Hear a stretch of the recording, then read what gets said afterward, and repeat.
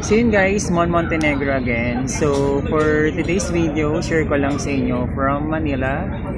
12 AM kaming umalis and then nakarating kami dito sa Quezon Port, Real.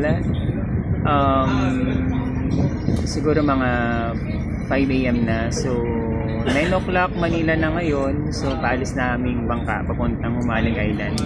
So bakit ko nga ba binabalik-balikan ng Humalig Island guys? So pangatlong punta ko na ngayon guys sa Humalig Island. So sobrang stunning yung kanyang beaches doon. And then one of the reason guys kaya pinupuntahan ko siya, so wala kasi signal doon. So na-appreciate ko yung ganong scenario na parang social media detox. So this is my last video ni-upload ko sa aking reels. And then mag-upload na rin ako sa aking YouTube channel. And siguro by Monday na ako mag-upload ng mga videos sa Humalig Island. So yun lamang guys, update ko kayo pagdating ko doon. Ay, hindi na makapag-update kasi wala nang signal. So yun lamang guys, bye bye!